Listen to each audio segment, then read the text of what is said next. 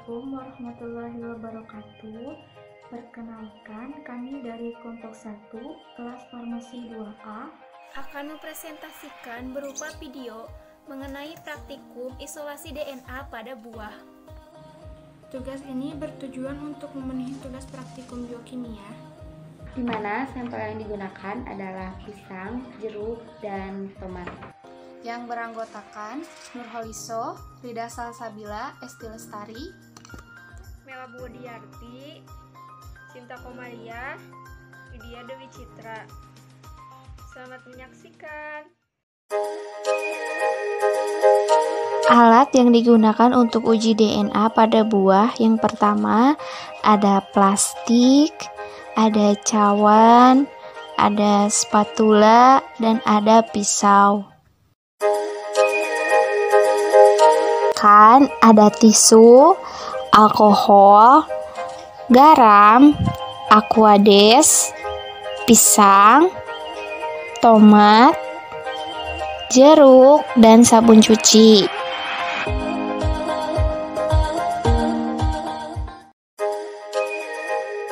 Yang pertama, masukkan 1 sendok garam ke dalam wadah, tambahkan dengan sabun cuci 1 sendok, gerus aduk homogen. Kedua, tambahkan aquades 20 ml, aduk homogen.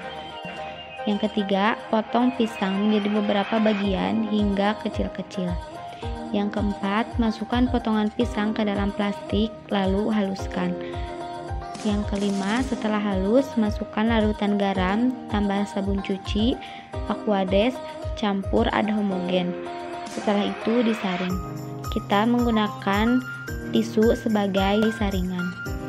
Kemudian hasil saringan ditambahkan 5 ml etanol 70%, didiamkan kurang lebih 5 menit. Lalu amati perubahan yang terjadi. Lakukan hal yang sama pada tomat dan jeruk.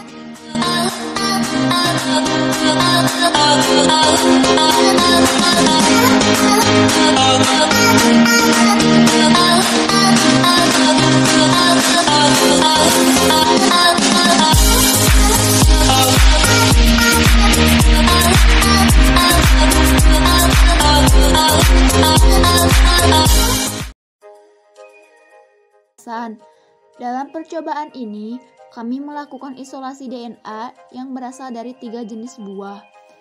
Tujuannya adalah untuk mengisolasi atau memisahkan DNA yang berasal dari tumbuhan. Metode yang dilakukan yaitu penghancuran atau lisis serta ekstraksi.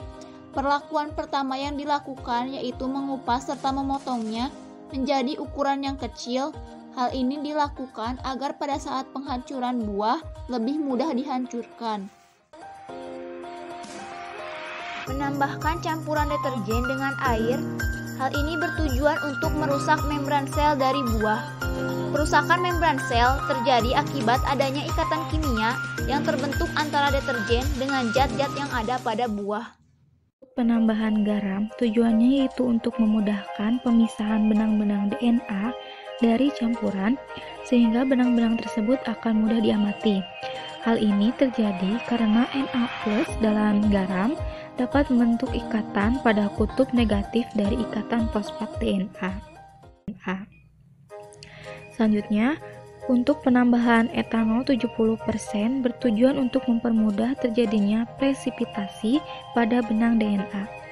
Etanol sendiri mampu membawa asam nukleat yang terdapat dalam campuran naik ke permukaan.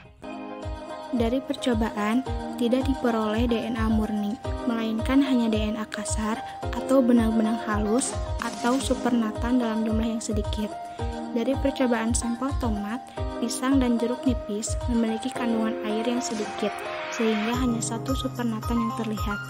Jaringan tanaman umumnya mengandung karbohidrat tinggi, sehingga biasanya digunakan CTAB, singkatan dari cetil, trimetil, amonium bromid, yang membentuk kompleks tak larut dengan asam nukleat. Tahap yang paling penting dalam mengisolasi DNA adalah tahap pemecahan dinding sel untuk mengeluarkan DNA.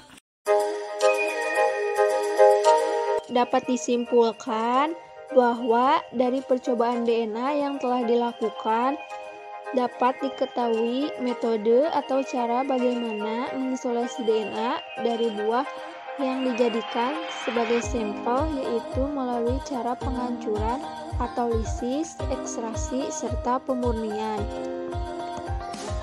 Prinsip utama dalam isolasi DNA dibagi menjadi 3, yaitu penghancuran atau lisis, ekstraksi atau pemisahan DNA dari bahan padat seperti selulaso dan protein, serta pemurnian DNA. Sekian video dari kelompok 1.